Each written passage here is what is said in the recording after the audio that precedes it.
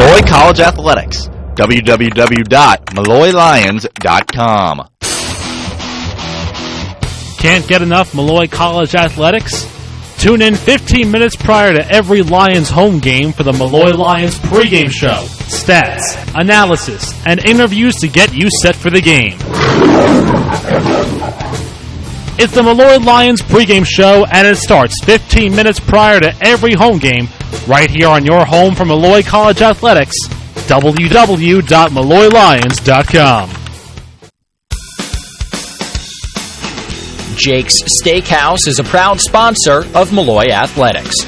Come down to Jake's for happy hour every Monday through Friday from 3 to 7 p.m. and Sundays from 12 to 7 p.m.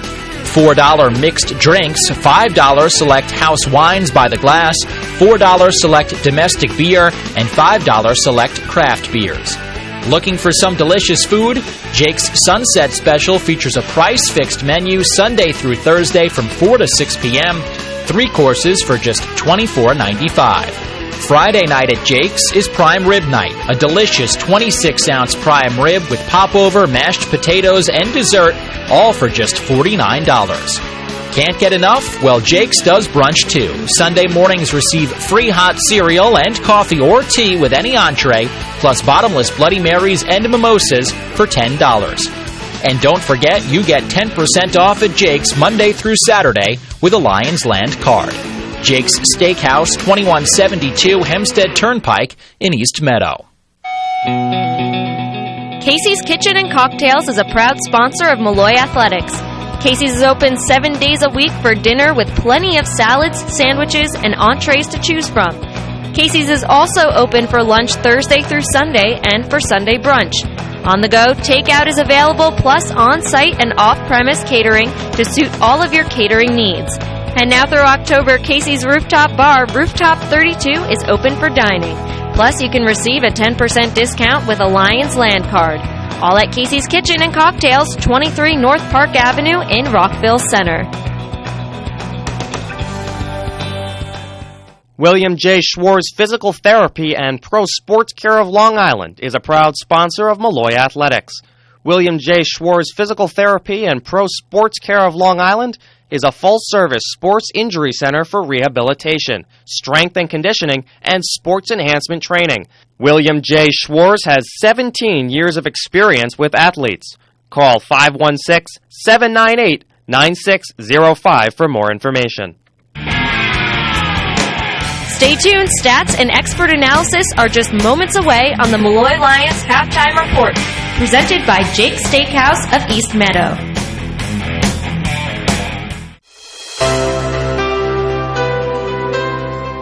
Mercy Medical Center and South Island Orthopedic Group are the proud medical providers of Molloy College Athletics. They are committed to serving the community with state-of-the-art, compassionate health care. You can reach them at 516-62-MERCY or on the web at www.mercymedicalcenter.chsli.org.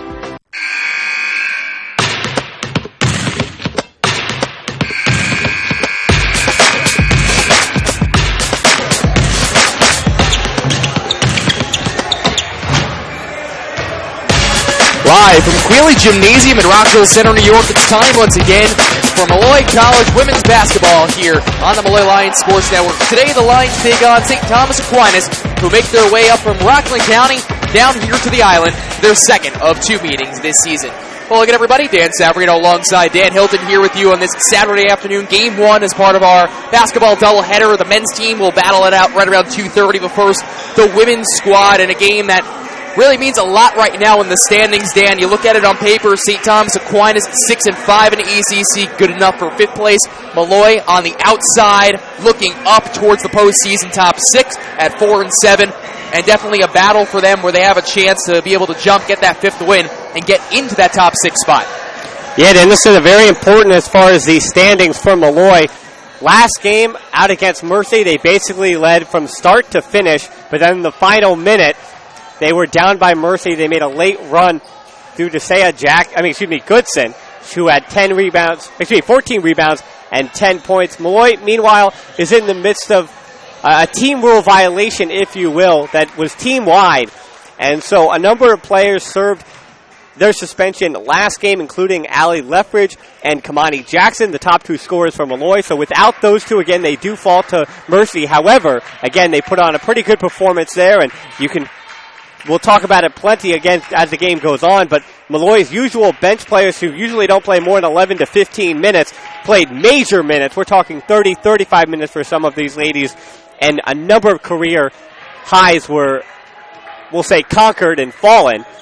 As again, it was a different Molloy that we're used to. And in the same respect, now the bench is still thinned, but in the other way, where some of the players who played against Mercy on Wednesday are now going to be serving their suspension, and Lethbridge, Jackson are back in the lineup, as well as Alex Hampton, who'd been out with some injury a little bit this year. And we mentioned so much about that 3-headed monster for this team. Those are the top 3 leading scorers for the Lions, and those 3 were all out. It's a 3-point loss again to Mercy that ends up dropping them to 4-7 on the season, 5-14 overall. Meanwhile, St. Thomas Aquinas, they brought back their top 3 leading scorers from a year ago. Kim Lusk's squad has been pretty good this season. However, they just fell 67-58 in their earlier meeting this week in the borough to the left of Nassau County at Queens. And again, Queens, one of the better teams in this conference. Now it's 7-3. But for the Spartans, again, this is a squad who has balanced scoring. They get it done all over the place. They can shoot the 3-point ball. And for them, you need to definitely look out for them, at least in terms of shooting percentage and efficient shooting. Absolutely, Dan. The Spartans are not necessarily consistent, but they've been trying a number of different things this season. You could tell if you look through the starting lineups throughout the season, really only Jenna Erickson at the guard position and Alison Brennan, who's, believe it or not starting today, have been consistent starters all the year long.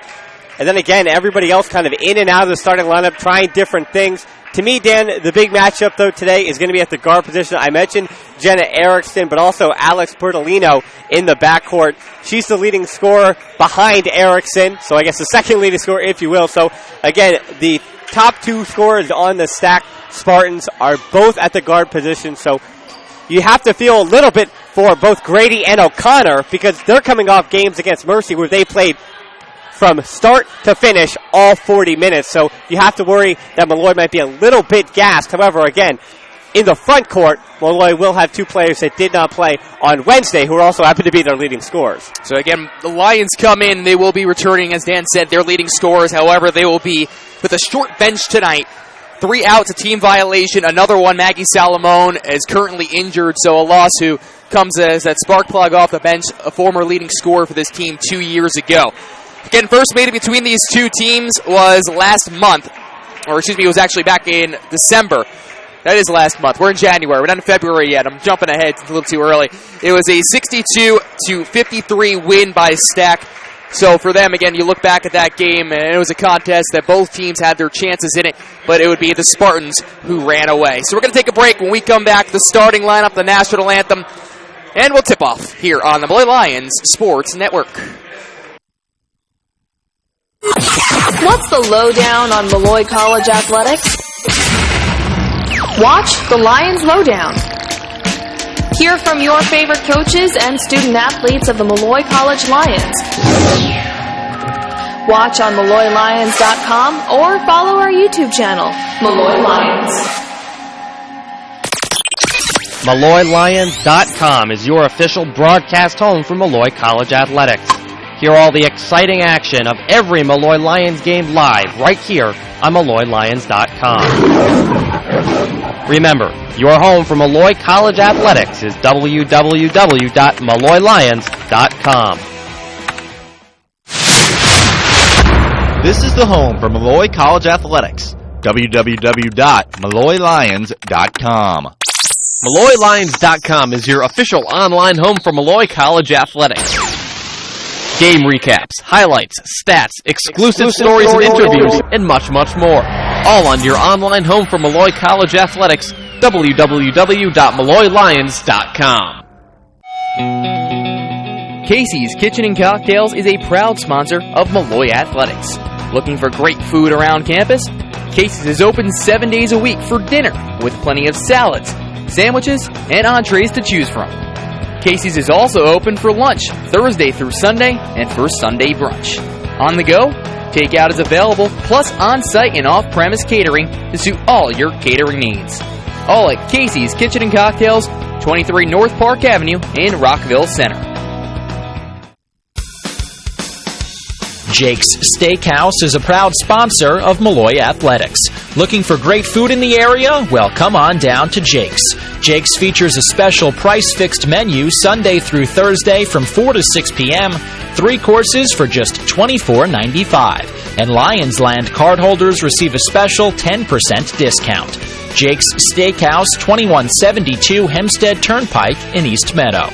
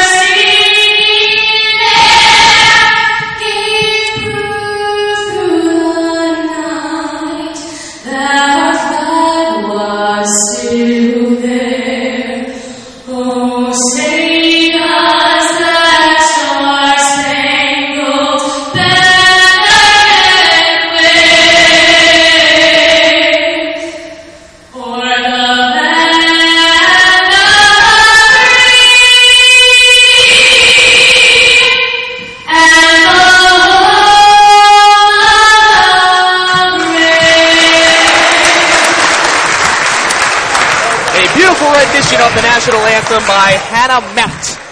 As we bring you the starting lineup now, first for the visiting St. Thomas Aquinas Spartans, who again 13-6 overall, 6-5 in the East Coast Conference. They're coached by Kim Lusk in her 8th season. And we'll bring you the starting lineup first at guard, Jenna Erickson, whereas number 3, she's a 5'4 sophomore and the team's leading scorer, as we mentioned early on in the pregame show, with 13.5 points per game.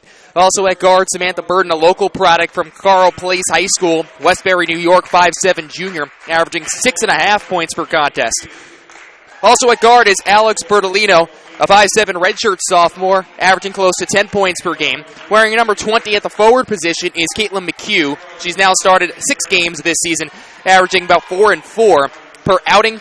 And Casey Sokolski, who has started now her 10th game of the season of the 20 they played, averaging 5.5 points per game and 5 rebounds per contest. On the other side for the Molloy College Lions, they go with, well, the usual suspects, minus last game. At guard, Innocent Grady, the freshman, 5'2", wearing number 1. Alex Hampton, also at the guard position from Baldwin, New York, the 5'6 senior. Allie Lethbridge, 15.7 points per game, wearing number 12, and 8th in the ECC in scoring right now. Kimani Jackson is averaging 14 points per game just behind her. She's at the forward spot, the 5'10 senior, wears number 13. And rounding out the starting 5 is Alexia O'Connor, the 5'9 senior, who's one of the best three-point shooters to ever come through to the Molloy College Lions program. Joe Pelican, in his first year back, he's the head coach. They're assisted by Saja Gamble, Kristen McMahon, and Divine Jackson. And we'll talk to one of those three before we go to the second half of action. Make sure, again, you stay tuned. The Molloy Lions halftime report presented by Jake's Steakhouse of East Meadow will be after the first two 10-minute quarters. Fresh 10 minutes on the clock. The Lions wear their home white jerseys, maroon numbering, and the black trim. Meanwhile, Stac comes in wearing their maroons with the gold numbering and the white trim on the numbers. So we'll bring it back down to center court. And Dan, before we get started, finally, just your keys overall to the game for both of these teams. Well, I think for both of these teams, it's going to be a very similar thing, and it's making sure they play the tempo they would like to play. I think for Molloy, They would try to get up and down. That's how they thrive. That's how they do a little bit better. But for the starters, they're going to have to come out swinging because, again, while they have an influx of players coming back into the lineup, you have to look at poor Alexia O'Connor and then Grady as well, who, after playing 40 minutes on Wednesday, might be a little gassed. They have a short bench. So I think Molloy are going to have to pace themselves. Meanwhile, Stac is going to want to get out and run quickly using their guard-heavy set and get to Molloy early. Again, we've seen the Lions struggle with teams that are generally bigger than them, teams that rebound the basketball much better. Luckily for them today, they're playing a guard-heavy team, as they pretty much are, which is pretty much a 5-guard set for both the men's and women's team. So we bring it down to center court. Taking the tip-off will be number 20, Caitlin McHugh, taking on Kimani Jackson. Whistle blows, fresh 10 minutes on the clock. Molloy from right to left. St. Thomas Aquinas from left to right, and we're underway. We thank you so much for joining us here on the Molloy Lions Sports Network. Innocence Grady over to Alex Hampton. Again, she has been really up and down lately. She dealt with an injury, went to the bench, then went back to the starting lineup. Now back really to this starting rotation. However, she did not have the strongest outing the last 2 times out. Three-pointer from Grady. Hits front iron. Corrals underneath the netting. And Grady's able to pick up the board. They swing it around. Far corner 3, and Lethbridge can't get it. But Alexia O'Connor there on the putback from the left block.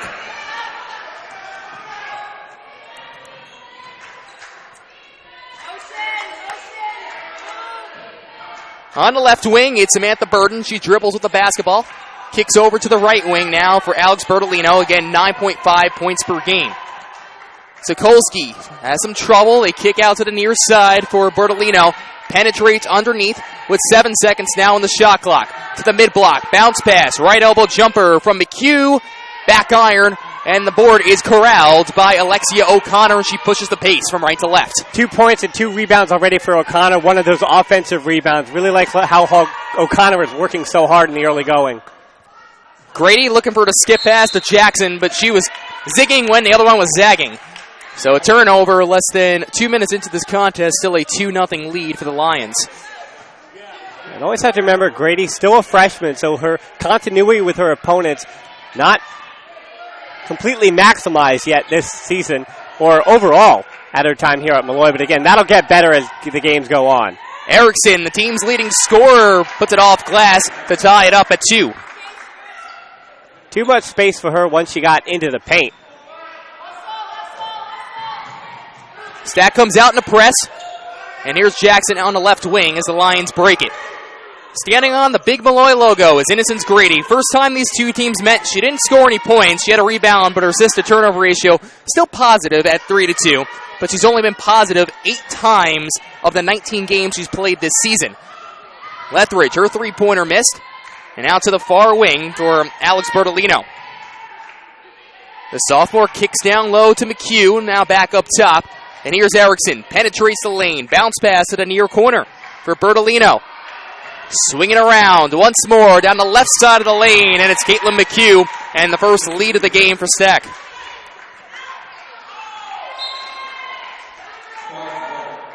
That's a tough turnover there, Dan. Right on the inbound pass. It looks like it hit O'Connor basically right in the knee and took an unfortunate bounce right off the inside of her leg and out of bounds. So back-to-back unforced turnovers by the Lions and giving the Spartans a chance to extend this early lead. Erickson matched up with Alex Hampton. They swing out to the far side for Burden. Penetrates right towards the rack. But it's going to be called with a foul. Well, check that. It's a travel violation.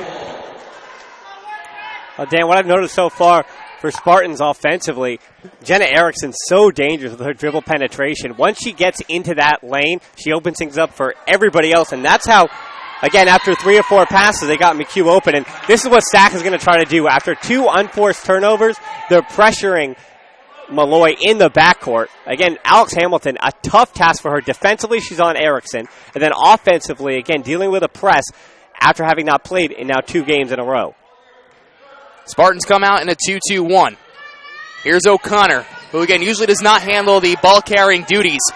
Has the bounce pass over to Grady, and they're able to cross the timeline. Straight away, it's O'Connor. Now Molloy should be patient. To the left wing, Hampton Crossover move down the lane, and a nice little move from Alex Hampton. Her first 2 points ties the score up at 4. An important basket for her. That's going to get her confidence up offensively, and look how much more engaged she is defensively now. Kimani Jackson underneath. She's going to be charged with a foul. She thought she was able to get the block. I think the block was fair as per the hand, but there was just too much contact with the body, and that's the discussion that the official is having with the Molloy bench. It's going to be Jackson's first and the team's first. 6:41 on the clock, 4-4 is the score. First free throw at the line for Casey Sokolski. She misses. She's a 76% shooter from the stripe this season, averaging 5 points per game. She started last game just 2 points in 18 minutes. Though not the most efficient shooting day for her at 1 for 6. She misses both from the line, so we're still tied up at 4 apiece. Stretch pass down to the left side for Lethbridge. Here's Jackson, dribble, drive, good move underneath the basket, and is able to finish. 6-4 lead. Burton stops at the foul line. Straight away, it's McHugh. Stands at the top of the key, picks up her dribble, shades right. And then a chest pass straight away from Burton. Nothing but net. Samantha Burton, her 7th 3 of the season, and it's a 7-6 lead. Here's Grady. Puts on the Jets. Bounce pass. Jackson to the left block. And she finishes. Back-to-back points for Kimani Jackson. It's an 8-7 lead now for the Lions. Really good job working that 3-on-1. Here's McHugh underneath. They're going to call her with a travel violation. So second one called against Stac here in the first quarter. Left attack, and that's something not afraid of, different than the line we saw against Mercy. And Allison Brennan and Chelsea Murphy both just checked into the contest. As now underneath the net, possession arrow is going to be going from left to right, so it's going to be the Spartans with a good hustle play right underneath the basket, and they're able to get the jump ball. And these Stac ladies, gritty, if nothing else. Because they play such a guard-heavy lineup, they usually give up a little bit of size. So again, your guards have to not only rebound, but another travel there, Dan, too. And while Molloy have had their early turnovers and unforced errors, the Spartans are doing the similar thing, and that's why they trail by 3. That was Allison Brennan, 3rd travel violation, less than 5 minutes into this game. Brady hands off to Alex Hampton. The senior penetrates in, kicks out, near corner 3 from Grady. Way too strong as it went about 2 feet over the net. Now in transition, here's Burton. Crossover move into the paint. But a foul is going to be called via hand check. Looks like it's going to go against O'Connor. We'll see what the confirmation is. Grady was 1 for 9 from beyond the arc against Mercy. Now 1 for 10 in her last 11 3-point field goal attempts. It's actually going to be Alex Hampton's first and the team's second. Inside, a little floater from Allison Brennan. That misses. Rebounded by Grady. Here comes the freshman. Trying to go coast to coast, and she ended up getting an arm bar as she was going towards the basket. So it's going to be against number 22. That's Chelsea Murphy's first, and the team's first for Stac. Inbound to the right of the basket. Fresh 30 on the shot clock. O'Connor, far corner in the first quarter. 2 points. Dan, in transition, the pass looking for Burton goes right off her fingertips and out of bounds. So another turnover by St. Thomas Aquinas. A 6-0 run for Molloy means Jenna Erickson is going to step right back into the contest. Bertolino comes out, as does Casey Sokolski. So reset the lineup for you quickly. It's Erickson, Burton, McHugh, Murphy. And underneath, it's Kimani Jackson, able to pick up a quick 2. 7-point lead, timeout by Kim Lusk. And more importantly, a 10-0 run from Molloy.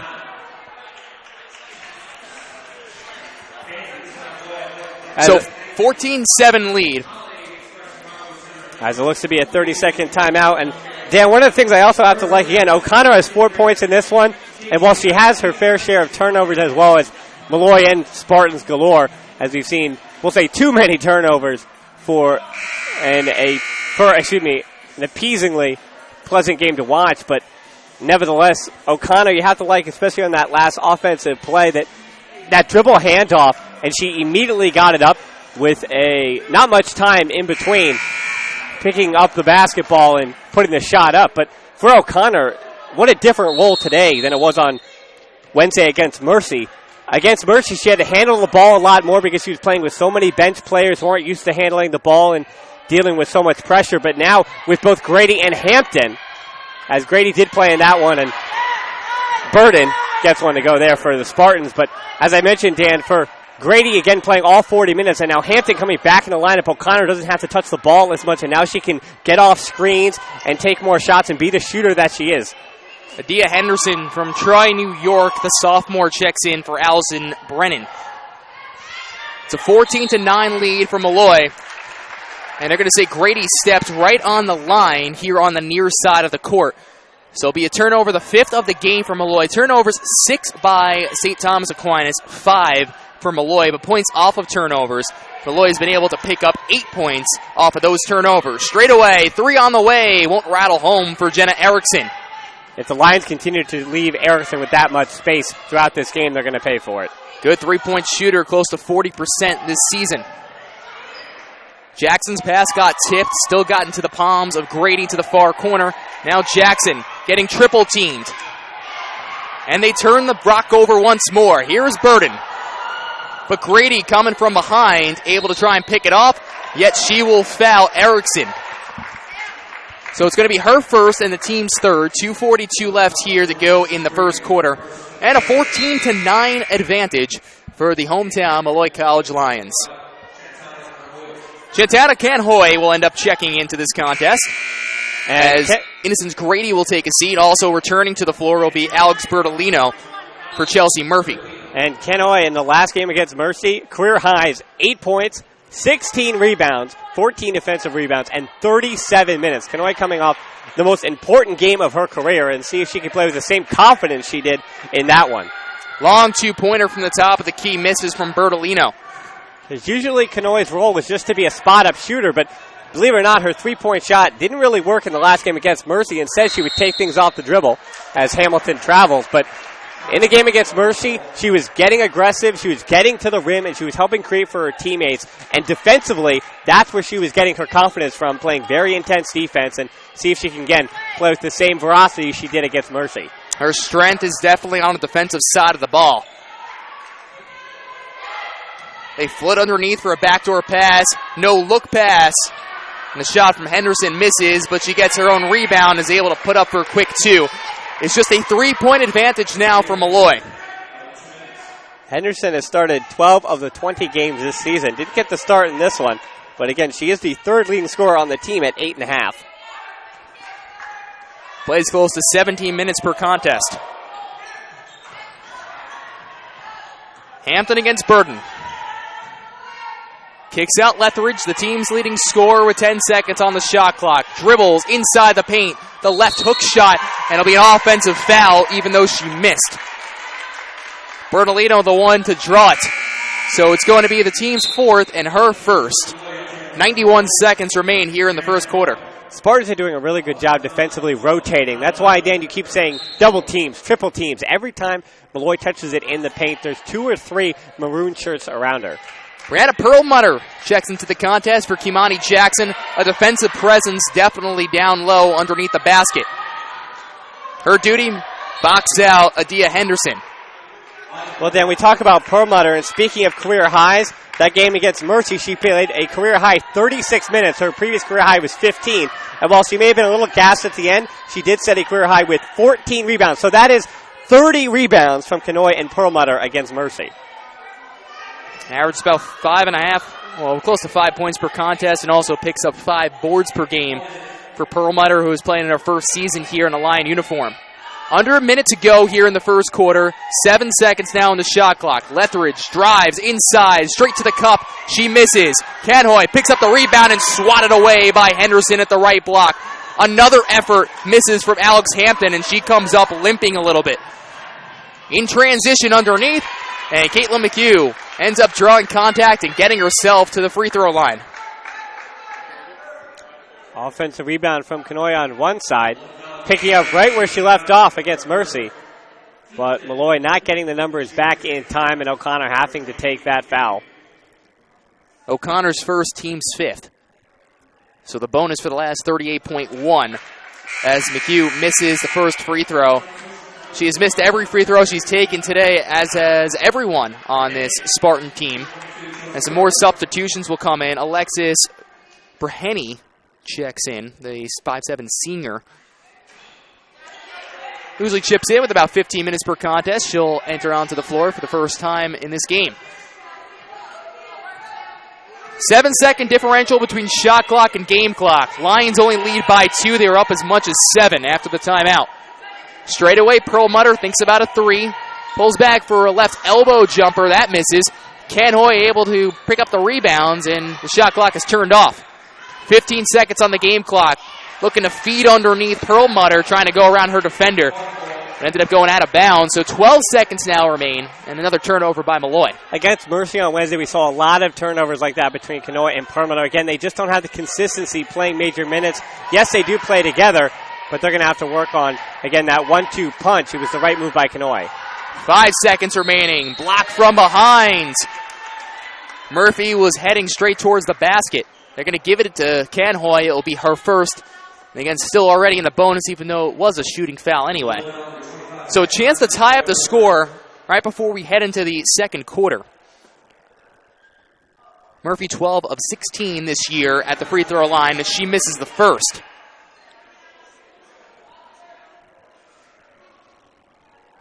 So 1 of 5 at the stripe so far in this first quarter for Stac. And 1 of 2 at the line for Chelsea Murphy. They trail by 1. 2.7 on the clock. Hampton gets to the half court. Hits the back iron. Good attempt. But it won't come up with any points. 14-13 as we head to the second quarter of action. Molloy leads St. Thomas Aquinas here on the Molloy Lions Sports Network. At the free throw line as she misses the first. Watch the Lions Lowdown. Hear from your favorite coaches and student-athletes of the Molloy College Lions. Watch on MolloyLions.com or follow our YouTube channel, Molloy Lions. MolloyLions.com is your official broadcast home for Molloy College Athletics. Hear all the exciting action of every Molloy Lions game live right here on MolloyLions.com. Remember, your home for Molloy College Athletics is www.molloylions.com. This is the home for Molloy College Athletics. www.molloylions.com. MolloyLions.com is your official online home for Molloy College Athletics. Game recaps, highlights, stats, exclusive stories and interviews, and much, much more. All on your online home for Molloy College Athletics, www.molloylions.com. Casey's Kitchen and Cocktails is a proud sponsor of Molloy Athletics.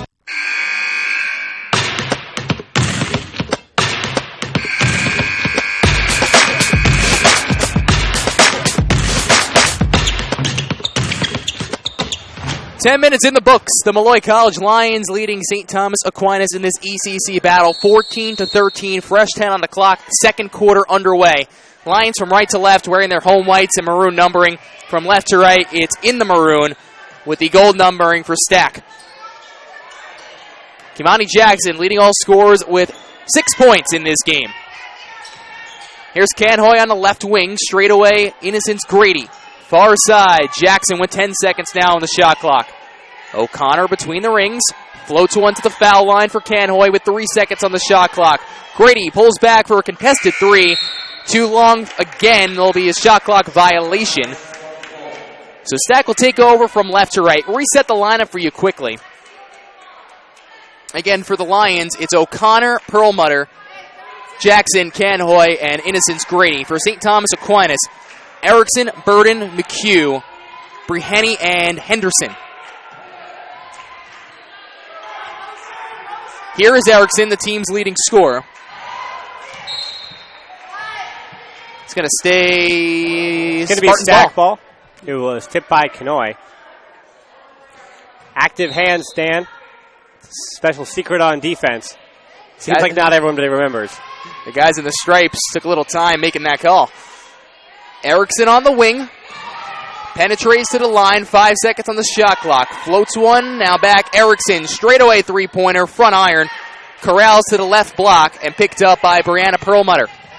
And that's a tough position for Kanoy to be in. It was late in the shot clock, so she knew that Erickson was going to jack it up, but she couldn't get too close because Erickson, again, in the same way, being a jump shooter, was looking for contact. Stolen away by Caitlin McHugh. Only the basket to beat. And she lays it in for a 15-14 advantage. 1:25 into the second quarter, and the first points go to the Spartans. Molloy doesn't have a basket for over 6.5 minutes. An 8-0 run for the Spartans. Jackson. Now between the rings. Canhoy thinks about a three-pointer. It would have been long. With 5 seconds on the shot clock. Inside, Jackson draws contact, but Henderson draws the charge instead. Turnover on Molloy. 15-14, 8:12 to go in the half, and it's going to be Sparty ball.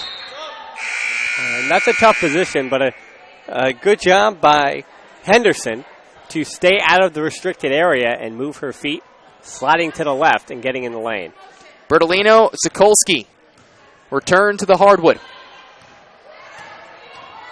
1:55 into this second quarter. 15-14 lead for St. Thomas Aquinas.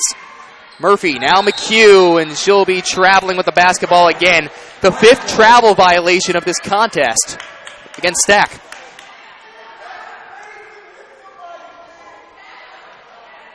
So unforced turnovers on both sides have really been the Achilles heel.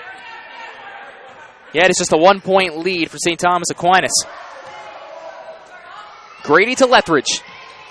Matched up with McHugh. Dribbles into double coverage. The left block misses. Perlmutter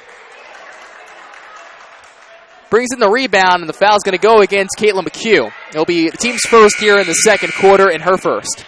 Sometimes, Dan, basketball is very simple. And Perlmutter, she's the tallest player on the court, so coach is going to want you to get the rebound and keep it high. That's what Perlmutter is, again, learning to do as the season goes on, is once you get that board in the paint, you keep it above your head if you have that kind of height, and don't bring it down until the guards can get their hands in and swat at the ball. Brendan for McHugh for Stac. The substitution for Molloy is Hampton for O'Connor. 7:44 on the clock here in the second quarter. Inbound to the left of the basket, Hampton. Two-handed toss out to the left wing for Innocence Grady. Dribbles between her legs, between the rings. Now yo-yoing the basketball is Hampton. Here's Canhoy. Left of the key. Now on the mid-block inside the paint. Back to Lethbridge. Got hounded, no call. Back to Lethbridge. Wide open. Trey on the way. Knocks it down. First three-pointer for Allie Lethbridge. And she's one of the best in the conference in percentage. 7th in the ECC. And responding back is Samantha Burton with a 2-pointer for her own. We're tied up at 17. For O'Connor coming out of this game, Dan, this is the first game time O'Connor's been on the bench for Molloy in more than 65 minutes. Played the full 40 last contest. Lethbridge directs orders from the right wing. Finds Canhoy. Murphy's hand was in her face, wasn't able to take the three-pointer. Now Lethbridge, 3 seconds on the shot clock. But they're going to call a 3-second violation against Molloy, so another turnover by them. Again, unforced once more, Dan. 6:44 on the clock, tied up at 17. Well, against Mercy, playing in major minutes, Perlmutter struggled with both moving screens and that offensive 3-second violation. Burden's tray misses. Here's Hampton in transition. Canhoy tries to work around a defender, blocking foul underneath on Casey Sokolski. Team second here in the quarter, and for Sokolski, that's personal foul number 1.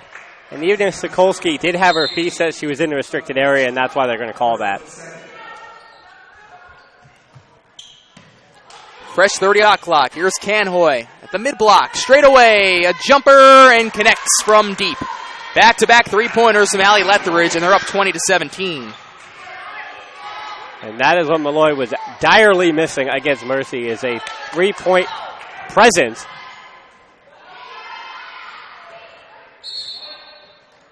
or at least one not named Elsie O'Connor. As against Mercy, Molloy just 4 of 24 from the three-point line, and a little bit better today. And again, a big thank you there for Allie Leffridge, who normally shoots about 38% from beyond the arc and 40% overall.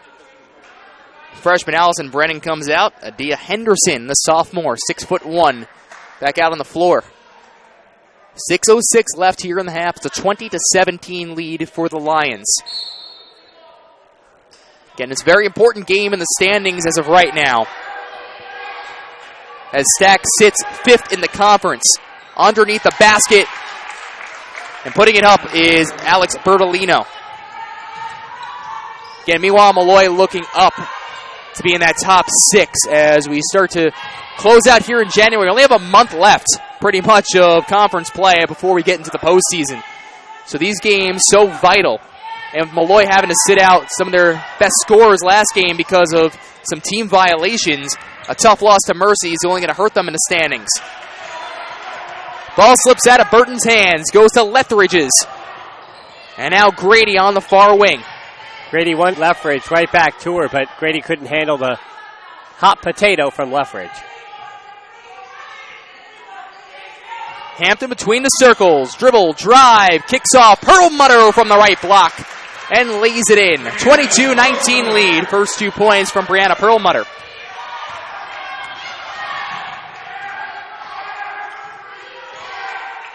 Erickson to Burden. Matched up with Canhoy. They post up with Henderson. Takes a couple of dribbles.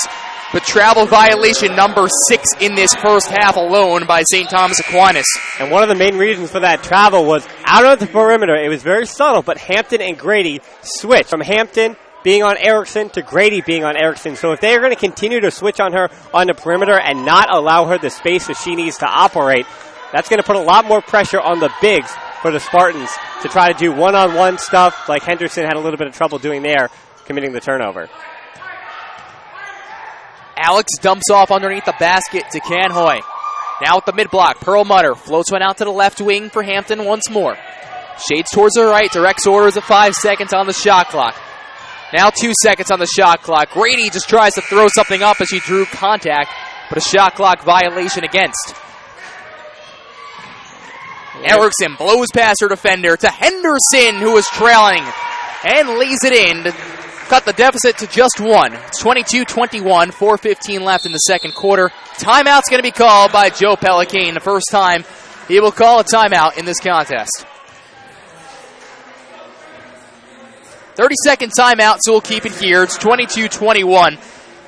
Again, turnovers galore by both of these teams, keeping them right now at a close battle, as we were mentioning, so close in the standings. These games mean so much even at this point of the season.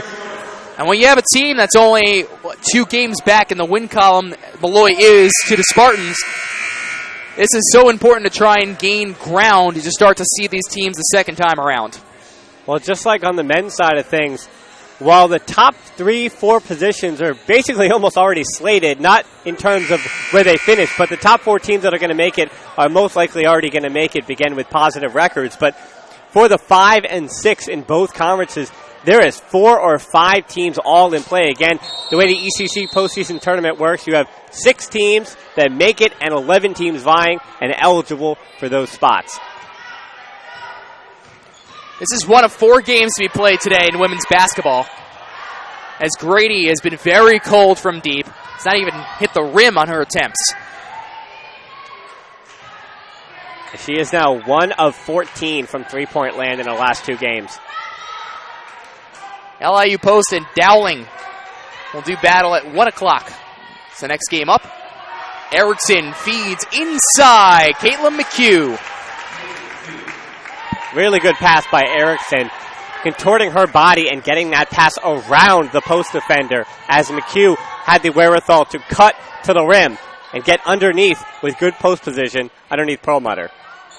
McHugh continues her efficient shooting. She was 5 of 8 last game, now 3 of 4 just here in the first half. Burton got her hands on it, still knocked out of bounds. Alexi O'Connor comes in for Santana Canhoy. 3:14 left here in the second quarter, and it's going to 23-22 advantage for St. Thomas Aquinas, and we've gone really back and forth.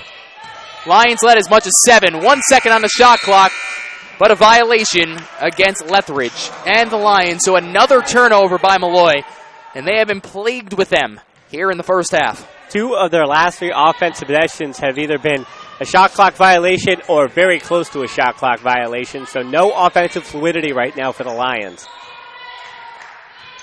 Erickson against Hampton. Feeds Alex Bartolino. Bartolino to the far side. Erickson once more. Dribbles inside the paint. Stops on a dime and is fouled. They'll stay on the floor. Team second for Molloy. They called it against Hampton. And that is her second as well. Chelsea Murphy coming in for Alex Bertolino. And here's Allison Brennan. McHugh already has 7 points today, looking for number 9, but she misses on the pull-up jumper. 2:30 left here in the second quarter. 23-22 is the score. Hampton to O'Connor on the left wing. Between the circles, it's the point guard, Innocence Grady. The floor general turns over the basketball right to Burden, straight to the cup, and picks up the bucket for a 3-point lead.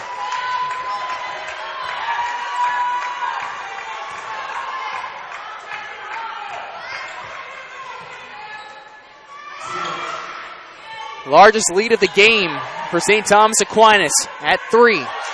And another turnover. Here comes Burden. She's poked loose by Alex Hampton.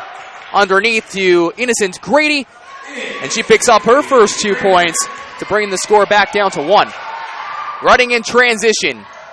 Here's Chelsea Murphy, but she will be charged with a travel violation.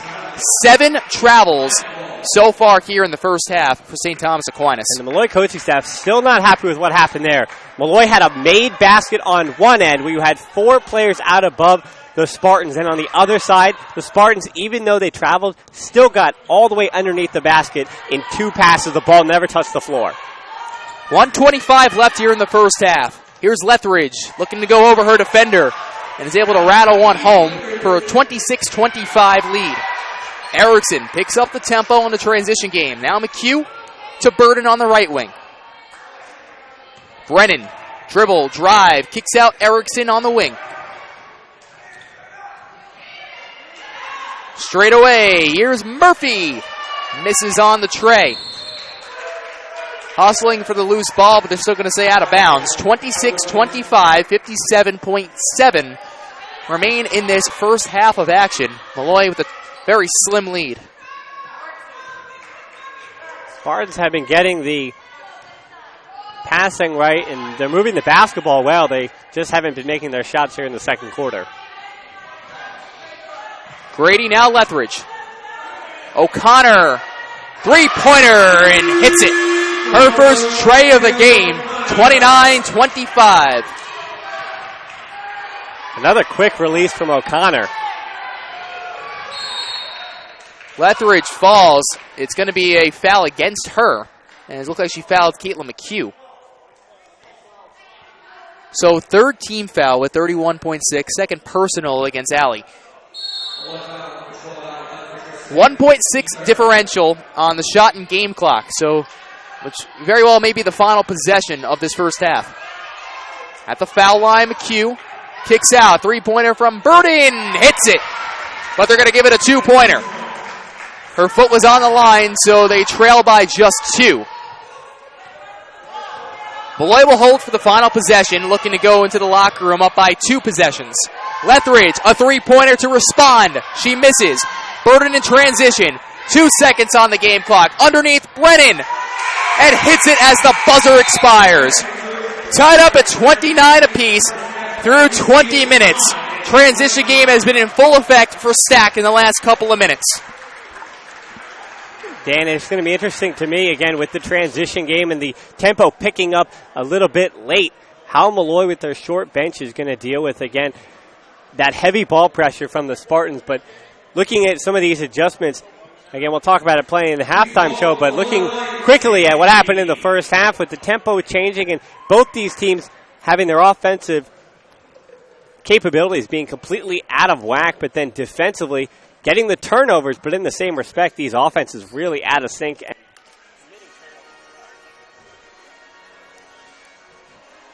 So we're going to step out here, and when we come back, it's the Molloy Lions halftime report presented by Jake's Steakhouse of East Meadow. Next on the Molloy Lions Sports Network.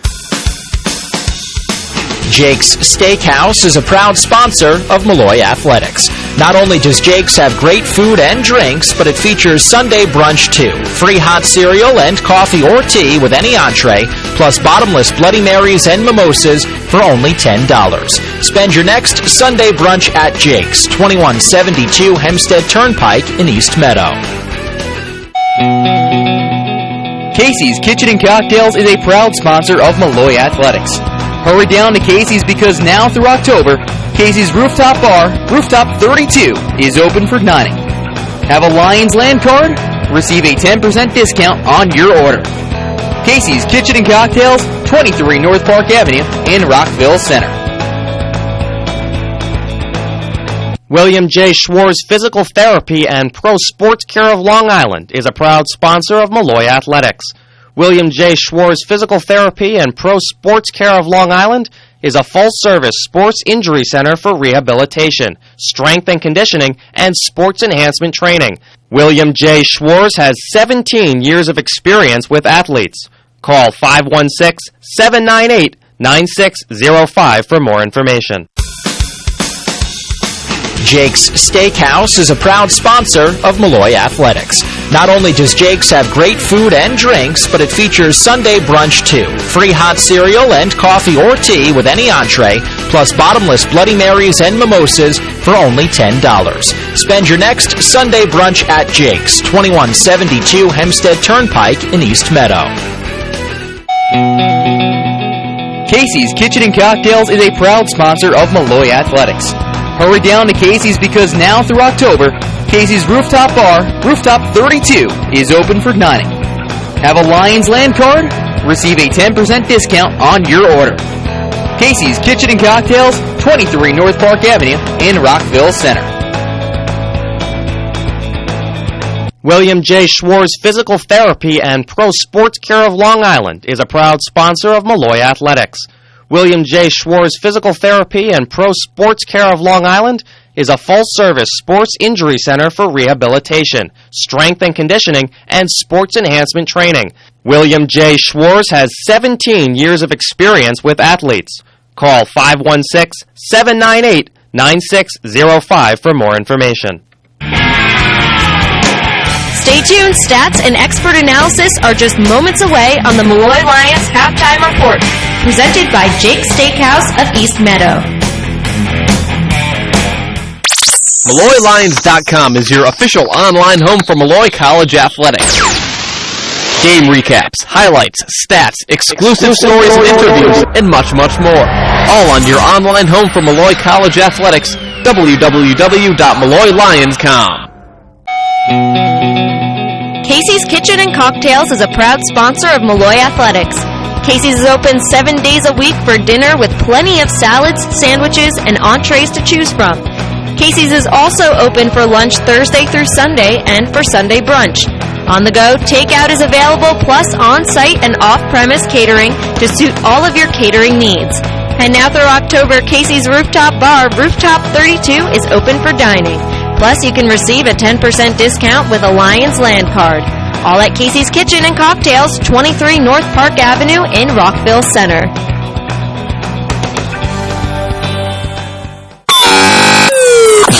What's the lowdown on Molloy College athletics? Watch the Lions Lowdown. Hear from your favorite coaches and student athletes of the Molloy College Lions. Watch on MolloyLions.com or follow our YouTube channel, Molloy Lions.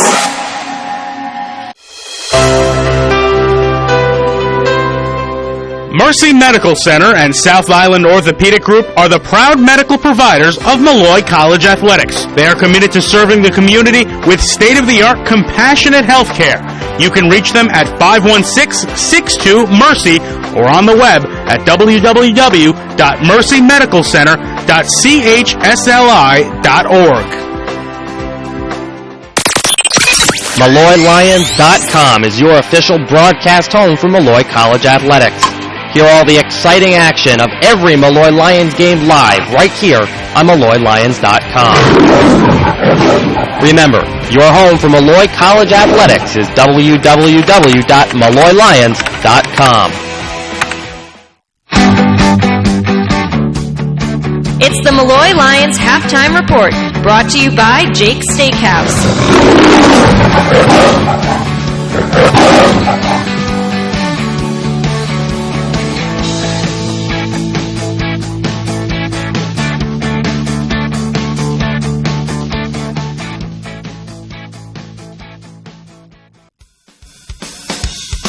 Jake's Steakhouse is a proud sponsor of Molloy Athletics. Not only does Jake's have great food and drinks, but it features Sunday brunch too. Free hot cereal and coffee or tea with any entree, plus bottomless Bloody Marys and mimosas for only $10. Spend your next Sunday brunch at Jake's, 2172 Hempstead Turnpike in East Meadow. Casey's Kitchen and Cocktails is a proud sponsor of Molloy Athletics. Hurry down to Casey's because now through October, Casey's Rooftop Bar, Rooftop 32, is open for dining. Have a Lions Land card? Receive a 10% discount on your order. Casey's Kitchen and Cocktails, 23 North Park Avenue in Rockville Center. William J. Schwarz Physical Therapy and Pro Sports Care of Long Island is a proud sponsor of Molloy Athletics. William J. Schwarz Physical Therapy and Pro Sports Care of Long Island is a full-service sports injury center for rehabilitation, strength and conditioning, and sports enhancement training. William J. Schwarz has 17 years of experience with athletes.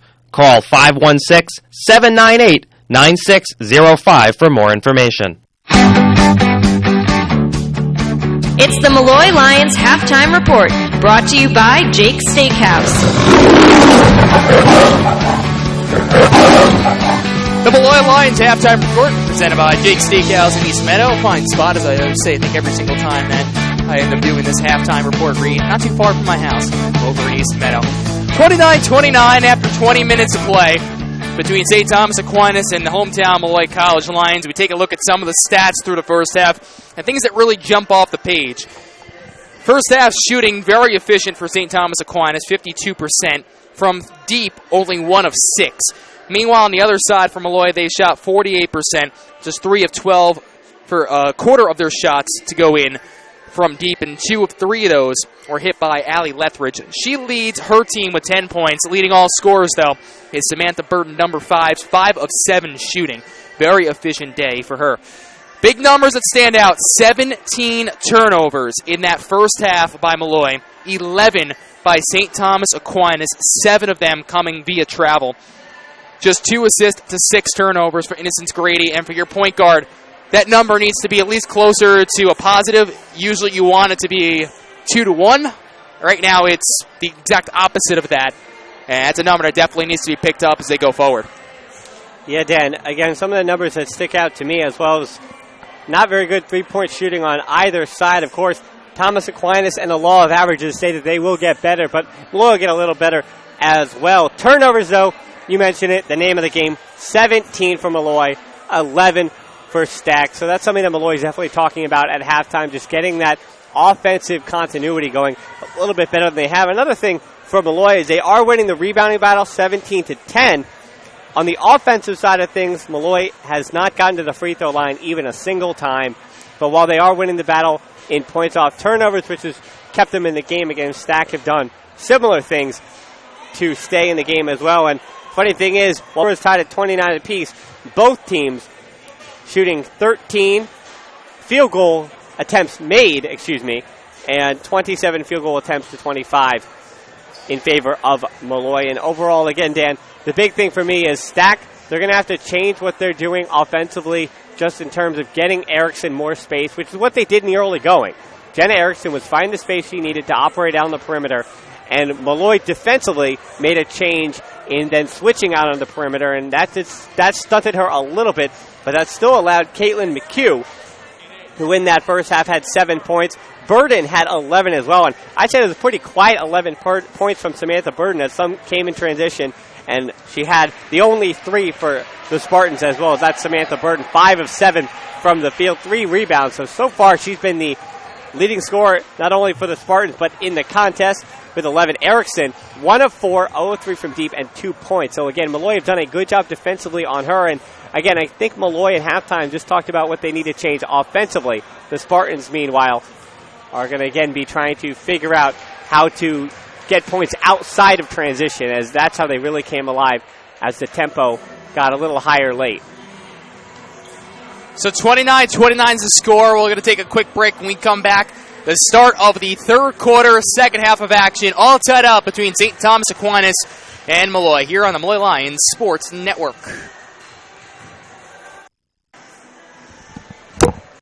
Of Long Island is a proud sponsor of Molloy Athletics.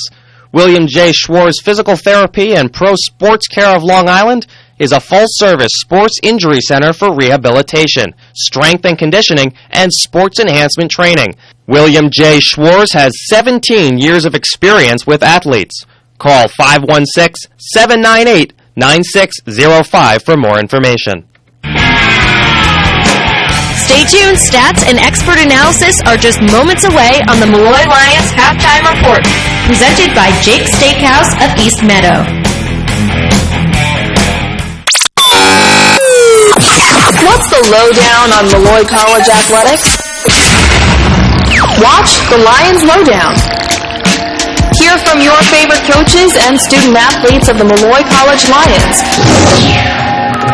Watch on MolloyLions.com or follow our YouTube channel, Molloy Lions. MolloyLions.com is your official broadcast home for Molloy College Athletics. Hear all the exciting action of every Molloy Lions game live right here on MolloyLions.com. Remember, your home for Molloy College Athletics is www.MolloyLions.com. This is the home for Molloy College Athletics. www.MolloyLions.com. MolloyLions.com is your official online home for Molloy College Athletics. Game recaps, highlights, stats, exclusive stories and interviews, and much, much more. All on your online home for Molloy College Athletics, www.MolloyLions.com. Casey's Kitchen and Cocktails is a proud sponsor of Molloy Athletics. Looking for great food around campus? Casey's is open 7 days a week for dinner with plenty of salads, sandwiches, and entrees to choose from. Casey's is also open for lunch Thursday through Sunday and for Sunday brunch. On the go, takeout is available, plus on-site and off-premise catering to suit all your catering needs. All at Casey's Kitchen and Cocktails, 23 North Park Avenue in Rockville Center. Jake's Steakhouse is a proud sponsor of Molloy Athletics. Looking for great food in the area? Well, come on down to Jake's. Jake's features a special price-fixed menu Sunday through Thursday from 4 to 6 p.m., 3 courses for just $24.95. And Lions Land cardholders receive a special 10% discount. Jake's Steakhouse, 2172 Hempstead Turnpike in East Meadow.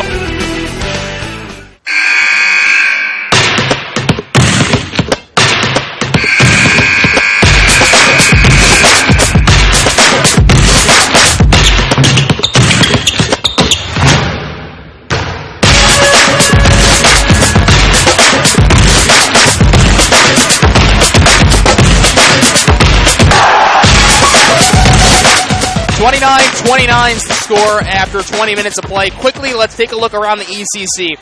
Mentioned before, this is one of 4 games. At 1 o'clock, LIU Post is out at Dowling. Again, the 2 bottom teams in the conference at 2 and 9. Later on, Bridgeport visits NYIT. That's a pretty good battle. UP at 4 and 5.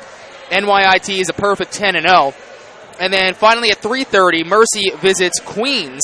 Queens is at 7 and 3. Mercy at 3-7. Another important game in the standings and is oh so tight. Middle of the pack for like pretty much the last 3-4 spots in the ECC. Really right now, DC and NYIT, they're perfect 10-0 each, and the only ones who are pretty much set in there.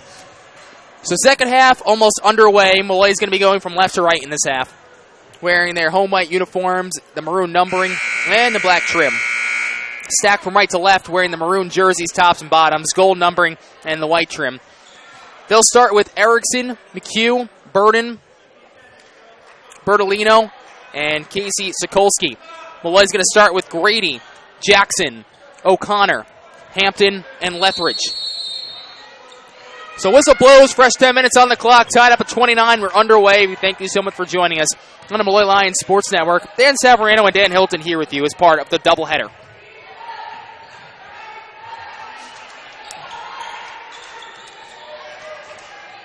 Bertolino, 15 seconds on the shot clock, straight away, Sokolsky. Now Burden, who is the leading scorer in this game. McHugh with the stripe, 7 seconds on the shot clock. Erickson pulls back for a 17-footer, misses. Board goes straight into the hands of Hampton. And then it looks like an off-ball foul. Well, check that actually going to call it against Erickson. Kimani was also on the floor as well. Wonderful defense by Hampton on Erickson to start this second half. For 27 seconds, Erickson could not shake Hampton loose. And finally she did, and she had to take a quick shot that she missed. So right now, Erickson really struggling from the field. 1 for 5 now. Generally a very efficient shooter at 39%. So 45 seconds into this third quarter, still no score. Lethbridge kicks out. They swing it to the far side. Far corner. Now step around jumper from the short corner from O'Connor. Out of bounds. Last touch off of the Spartans.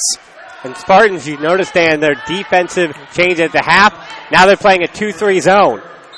It's actually going to be a foul against Burden. Excuse me, Dan. Second team foul. So now with that 2-3 zone, they're going to try to force Molloy's three-point shooters to beat them.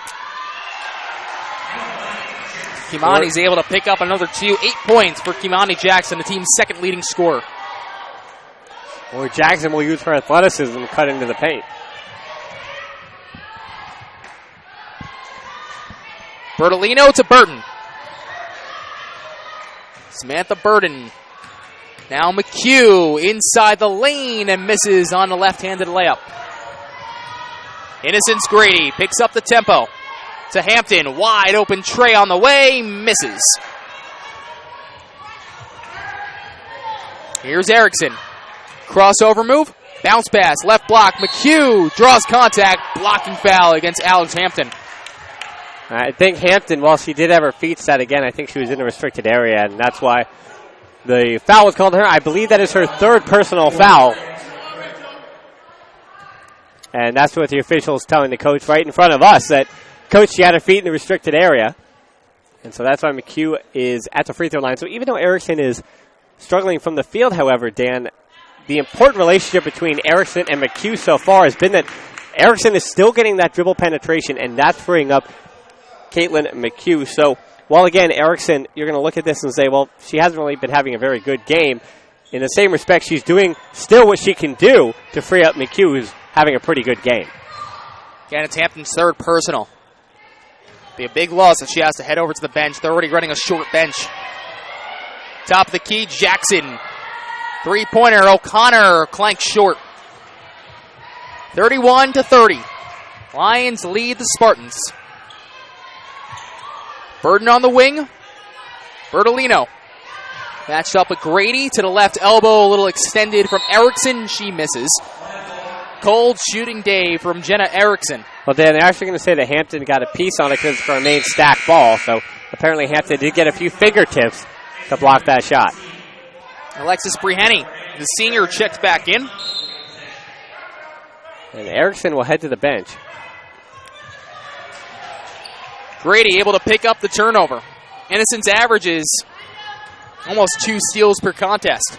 Yeah, Dan, it's not her assist to turnover ratio you have to look at some days. It's her steals to turnover ratio. Not an official stat, by the way.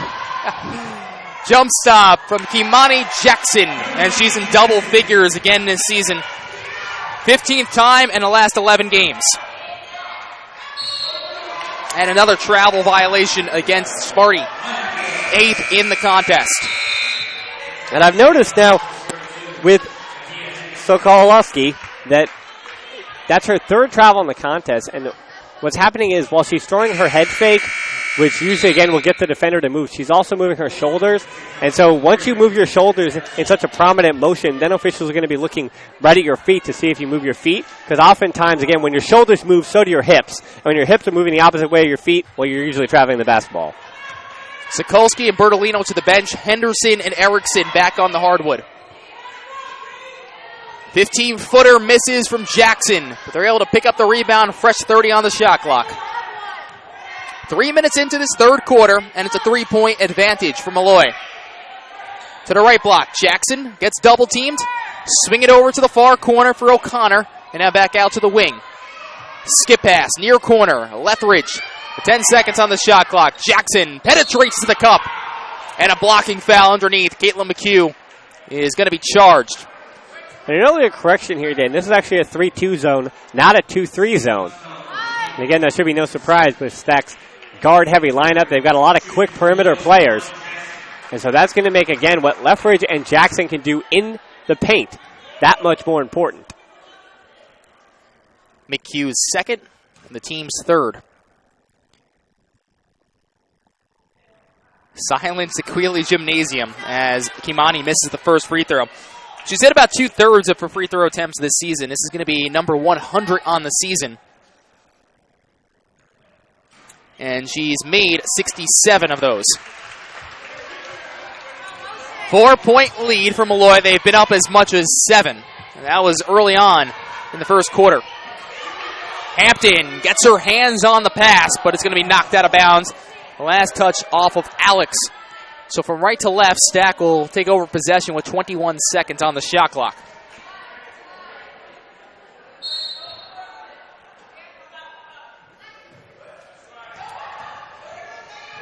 Bree Henny inside. Henderson. And Adia Henderson picks up another 2, and it's a 2-point deficit. And Dan, we've seen Molloy struggle so much with teams that have taller players, teams that have good post presence. I'm a little surprised to see that the Spartans aren't taking advantage of that here. Again, Henderson, the third leading scorer on the team, as Erickson almost pokes it away.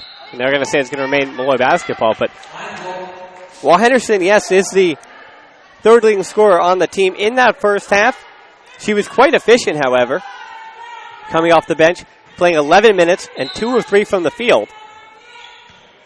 And she did play the 5th most minutes in the first half. Hampton slings side. Jackson blocked away by Adia Henderson. That's probably her 2nd block of the game. She had 17 coming into it. So averaging almost 1 per contest. And I would call both of her blocks in this game, the other one coming in the first half against Kanoi, were both emphatic blocks. Where she did everything you want a shot blocker to do, where she kept the ball in bounds, just rejecting it right back into the teeth of the defense. Molloy's tempo a little bit slower. Hampton, a post up. Kimani, Jackson, left hand, doesn't hit the rim. O'Connor drives baseline, 1 second on the shot clock, but it'll be a shot clock violation. So it wasn't good self-awareness there. Molloy again moving very slow, at least here in the 3rd quarter. Bree Henny heads over to the bench side. Well, I think O'Connor, again, may either thought that it hit the rim for the first second she had the basketball, but then once she tracked it down, again, she was right in front of the Molloy bench, so she was aware, but she just, again, being double-teamed over in the baseline as another turnover for the Spartans. They give it right back, but O'Connor, she was making that baseline drive. She didn't really have the space or time to even throw the shot up, and she saw Grady wide open and was hoping that Grady could get it up in time. 5 minutes left here in the quarter. Dan Savarino, Dan Hilton here on the Molloy Lions Sports Network. Molloy up by 2 over St. Thomas Aquinas. Off-ball foul.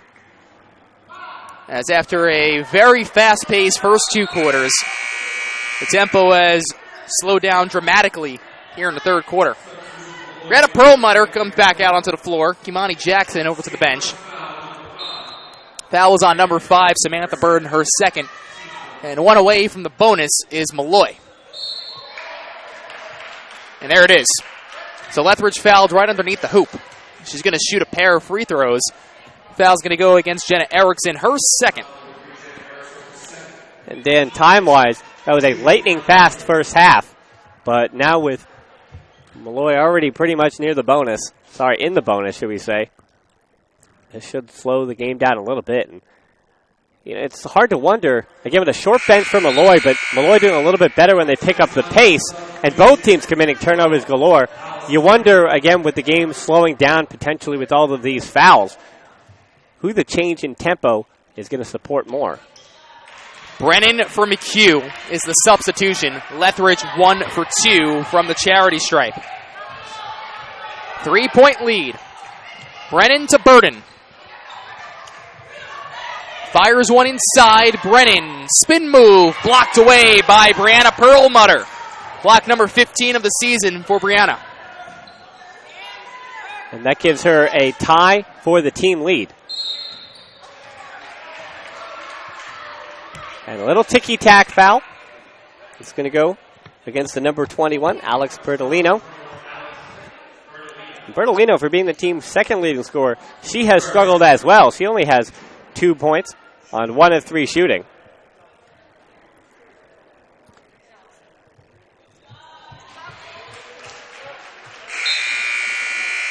McHugh back in for Brennan. With O'Connor at the line again, she hit the first. They're up by 4. Alexia O'Connor, the senior, again entering this season 11th all time in a 3-point field goals made, and one of the highest percentages to ever come through this program. But at the stripe, just 16 of 21. Doesn't get there often, and goes 1 for 2.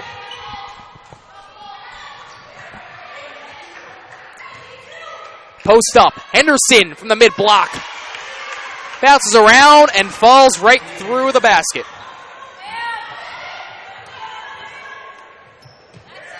And now another unforced turnover is Grady and O'Connor not on the same page. We saw that a lot early on, Dan, in that first quarter.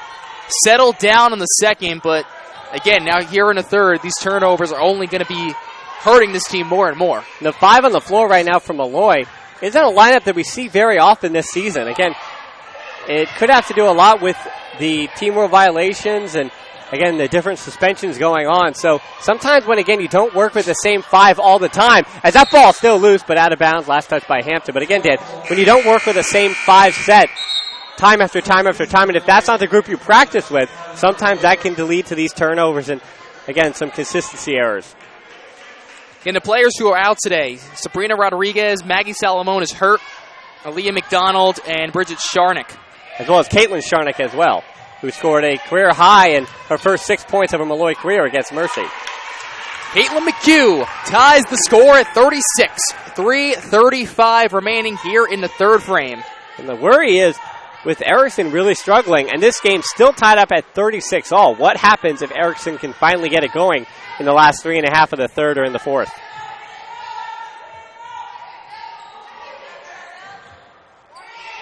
Hampton, Perlmutter, now O'Connor for 3, and she misses. And that's tough. Molloy just not hitting their shots. That was the right look. But good job by O'Connor to steal it here. Now a 2-on-1 for Molloy. Bounce pass, Canhoy lays it in with the right hook.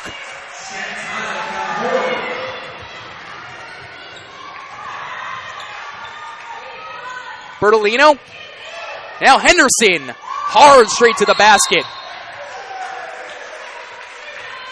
Foul's going to be called against St. Thomas Aquinas, and already in the bonus again is Molloy, so they're going to shoot 2 free throws. It's going to go against Caitlin McHugh, her third.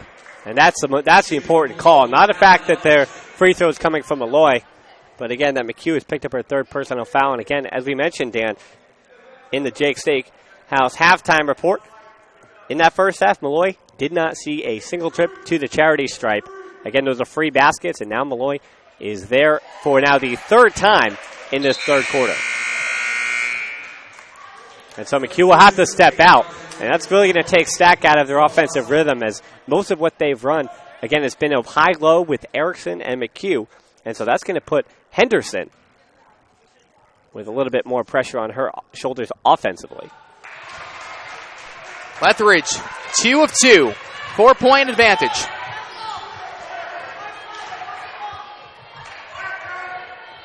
Burden on the near wing. Now Erickson. Swings it between the circles, and they float one to the free throw line for Henderson. Back out to Bertolino. Takes 2 dribbles straight to the rack and fouled on the way up. Good strength for the redshirt sophomore, Alex Bertolino, from Garnerville, New York, North Rockland. So her recruiting wasn't too far of a trip for the coaching staff. She had 5 points and 4 rebounds in the first meeting between these two teams. So Molloy seems to be her kryptonite this year, as she's had 2 of her worst games against the Lions as she misses the first free throw. 14 points last game against Queens College. Season high in field goal attempts and tied for a team high or a high this season in minutes played. Again, that foul ended up going to Canhoy, her second. 2:30 left here in the third quarter. Molloy leads Stac up by 3. Back and forth game between these two teams. We were tied at 29 at halftime. Here's Perlmutter shooting over a defender, corralling the board. Canhoy, the three-pointer misses from Alex Hampton. Hustles to the loose ball, almost runs over one of the cheerleaders, says I'm sorry, and gets back out on the floor as Stac will take over. And that's tough for Cannoy. Cannoy, her third offensive rebound, and on each time Cannoy got the offensive rebound, Molloy was unable to make the shot. So what is 1 assist for Cannoy so far in the game should probably be 4. Bertolino, deep 3. Clanks on the back iron. Corralled by Canhoy, straight to the rack.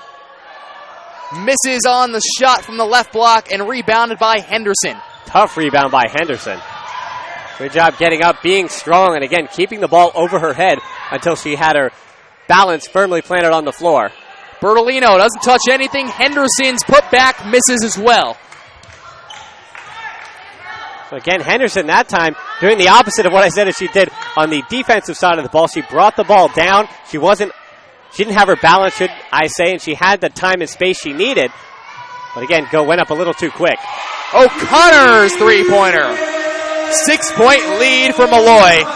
Alexia's second tray of the afternoon. Now Erickson looking to respond. She misses. The long shot, long rebound. Picks up her fresh 30 on the shot clock. Bertolino at 3. Comes up short. Pulled in by Perlmutter. Not only was that important 3 for O'Connor, getting her going offensively again in the third quarter, but that's the first three-pointer they've had in this second half and only the 4th of the game. Lethbridge puts it in. 15 points for Allie Lethbridge, right around her season average. It's the game's leading scorer. Henderson to the trailer. Erickson draws contact with O'Connor, but no charge called, even though Alex Hampton wanted it. 45-39. Again, Erickson, they have her listed at 5'4", but really anybody under 5'5" usually isn't going to get charged for called for a charge down low like that. It would have to take a full extension of the elbow. And again, usually a more diminutive player will get the benefit of the doubt. 3-second differential between shot and game clock here in the third quarter. 3 seconds left. They kick out, far corner, and shot clock violation against Molloy. We've seen them do that plenty of times today. As again, moving just a little bit too slow when they get down to that low number and those single digits on the shot clock. 2.5 seconds, they roll into Erickson. 1 second, a heave from half court, misses wide right. 45-39 through 3 frames of action. 10 minutes to go. Molloy is up by 6 here on the Molloy Lions Sports Network. What's the lowdown on Molloy College athletics? Watch the Lions Lowdown. Hear from your favorite coaches and student athletes of the Molloy College Lions. Watch on MolloyLions.com or follow our YouTube channel, Molloy Lions. MolloyLions.com is your official broadcast home for Molloy College Athletics. Hear all the exciting action of every Molloy Lions game live right here on MolloyLions.com. Remember, your home for Molloy College Athletics is www.MolloyLions.com. This is the home for Molloy College Athletics. www.molloylions.com. MolloyLions.com is your official online home for Molloy College Athletics. Game recaps, highlights, stats, exclusive stories and interviews, and much, much more. All on your online home for Molloy College Athletics, www.molloylions.com.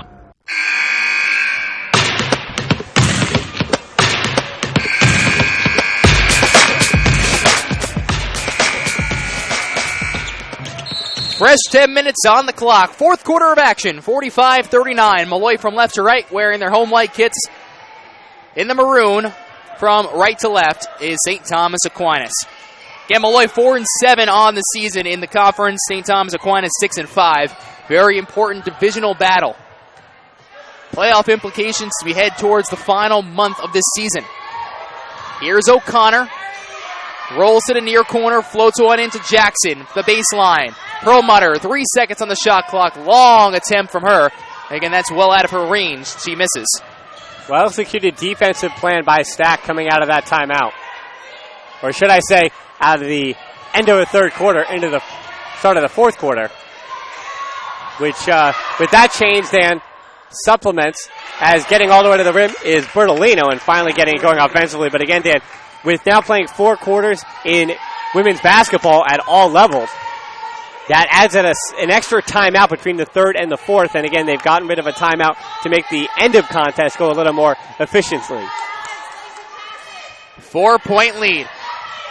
O'Connor can't handle the rock, but is able to pick it up. 10 seconds on the shot clock. Here's Jackson, far wing. Molloy coming out with a little more urgency than before. Hampton straight to the bucket and misses. Offensive foul. And Alex very unhappy with the call. And Hampton is going to have to watch it here. Her body language at the end of the third quarter wasn't the best. And being her 4th personal foul, Grady will come in for Hampton. And again, a little bit of frustration for the senior from Baldwin, New York. Kanoy heads to the bench too, and here comes Lethbridge back into the game. Brennan, Burton, Erickson, McHugh, and Bertolino. Perlmutter, O'Connor, Jackson, Lethbridge, Grady. That's a 5 for each side. Off the ball foul, Grady not allowing Erickson, who is coming to the near side here, to try to get the dribble handoff.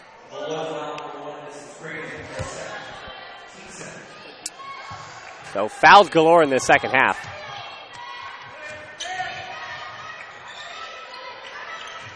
Brennan.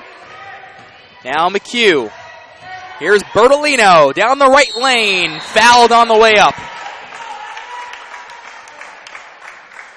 It's going to go against Allie Lethbridge, team's third in less than 2 minutes of this fourth quarter. And also be Lethbridge's third personal foul. Timeout's going to be called. And it'll be a 30-second timeout. With 8:16 remaining here in the fourth quarter of action, 45-41. Yeah, Molloy's led as much as 7. We were tied at halftime, and now it's a 4-point lead as we're here early on in the fourth quarter. Dan Salverino, Dan Hilton here with you this evening. Well, good afternoon. Thank you so much for joining us on the Molloy Lions Sports Network. 1 of 2 as part of a doubleheader. The men's teams will go at it around 2:30. Again, St. Thomas Aquinas at the top of the standings for men's basketball. Very good program. They already upset in their first game of the season St. John's. Division I programs, of course, everyone knows St. John's around this area. So they got a big win early on. Tough task for the men's team. But here in the women's game, much closer battle than what maybe we hopefully will. We're expecting, but we hope we expect that. As again, Molloy has been coming out fighting lately for the men's team. Well, not to preview the men's game a little too much, Dan, but mercy win that the Molloy men had as Bertolino makes the first might have been their most comprehensive and we'll say best well-rounded victory of the season so far. So with the men playing, again, probably their best game of the season on Wednesday, see if they can take some of that momentum against a Stac team that, as you mentioned, on paper should be a tall task. But this one's still a one-possession game. Grady, hands off, Jackson, near corner. Kimani has 11 tonight. And back to a man-to-man. Jackson, mid-block, picks up her dribble. Grady floats one in. 3 seconds on the shot clock. Jackson got hounded on a triple team. And that's tough. A reach-in foul there. A foul on number 21. That's Bertolino. And there was 5 seconds remaining on the shot clock. There was a triple team on Jackson. And so not really a good foul for the Spartans there. So now a fresh new shot clock for Molloy. Inbound to the right of the basket. Lethbridge to O'Connor. Matched up with Bertolino. Shoots over Brennan, but misses on the 15-footer. Erickson from right to left. And cold day shooting for her, but she's still been able to spread the floor. Burton takes one dribble. Now Bertolino. Brennan, three-pointer. Well short. And then an off-ball foul. This one's going to go, I believe, against Grady, who's underneath the basket, and it is. No, it's actually going to be against Jackson, it looks like. So third personal foul against Kimani Jackson. Fourth team foul in 2 minutes and 38 seconds. And I think both Grady and Jackson actually agreed with you, Dan, that it should have been on Grady. Grady didn't say much of anything, and Jackson was professing her case. And Jackson's a little shaken up here. Looks like she got an elbow or something as Bertolino was moving on the baseline. Brennan's underhander misses. Rebounded by Kimani. And then Innocence brings it across the midcourt stripe. The right wing. Here's Lethbridge. Slings one down to the baseline. Jackson, underhander with the left, misses. Perlmutter fighting hard for the rebound. She missed on her attempt, and then O'Connor is actually going to charge an over-the-back foul. 5 already with 6:46 left, so for the remainder of this game, St. Thomas Aquinas is going to shoot 2 every single time they get fouled. And I think the timeout here is, again, it's a full timeout, so we will step aside in a second. But I think that full timeout being called because of the body language, especially of one of their senior leaders in Kimani Jackson. Kimani Jackson missed a shot on here. Perlmutter did her best to get the offensive rebound and had to take a quick putback because, again, Kimani Jackson had gone all the way up the floor and was basically at the other opposing free throw line, while, again, Perlmutter was getting double-teamed by Jackson's man. Quick word from our sponsors here on the Molloy Lions Sports Network. Casey's Kitchen and Cocktails is a proud sponsor of Molloy Athletics. Hurry down to Casey's because now through October, Casey's Rooftop Bar, Rooftop 32, is open for dining. Have a Lions Land card? Receive a 10% discount on your order. Casey's Kitchen and Cocktails, 23 North Park Avenue in Rockville Center. Dan Severino, Dan Hilton here on the Molloy Lions Sports Network. It's a 45-42 game. Stac's going to be shooting 2 here on out as they're about to head to the free throw line after, again, already in a bonus with plenty of time left. Molloy, some of the ticky-tack fouls on both of these sides, and on the other hand, some fouls that maybe shouldn't have been taken by Molloy. Yeah, for the quick first half we had, Dan, this second half is going to take some time getting down toward the end. And so it might actually come down to who can make the most free throws. Bertolino hits the first. But neither of these teams particularly great at shooting their free shots from the charity stripe.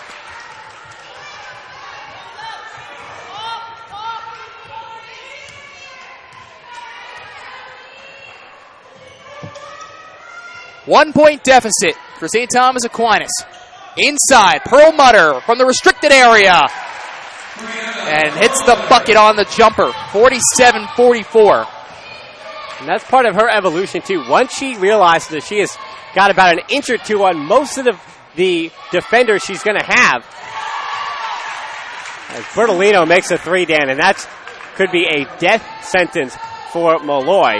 She's been struggling as well as Erickson, and if either of these two get going, and that 3 comes because Bertolino has been getting to the free throw line. She was aggressive in getting to the basket. And again, now that's paying dividends as her shooting stroke has returned. O'Connor from the short corner misses on a 17-footer. O'Connor is ice cold, 1 of 4 for her last 5 field goal attempts. Brennan, now Burton. Near wing. One dribble straight away to Bertolino between the circles. Erickson to the free throw line. Hounding her was Innocence Grady. McHugh drives baseline, swings it to the far corner for Brennan. Now on the right wing, it's Bertolino. 5 seconds on the shot clock. Bertolino. Bounce pass. McHugh, 1 second.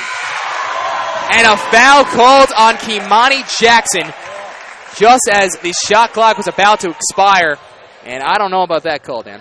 Jackson thought she had the block, thought she had a hand on it.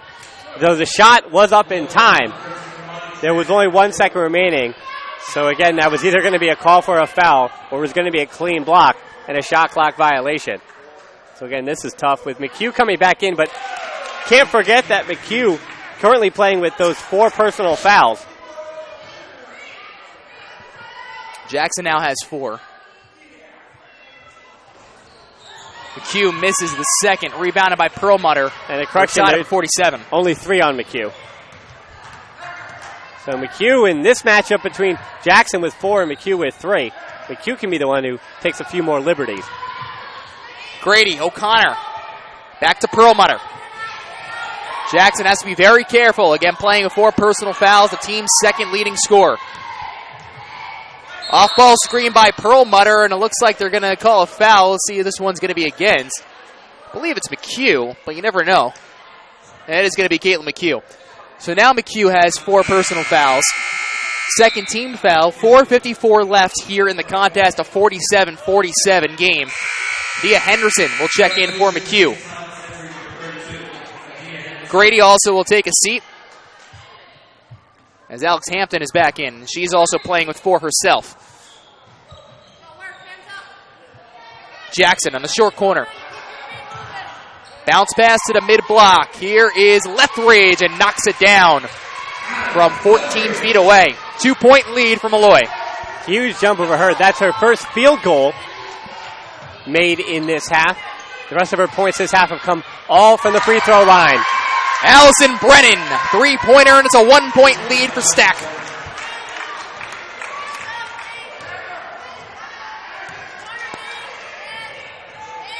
And deja vu from that Mercy game. They led almost the whole half.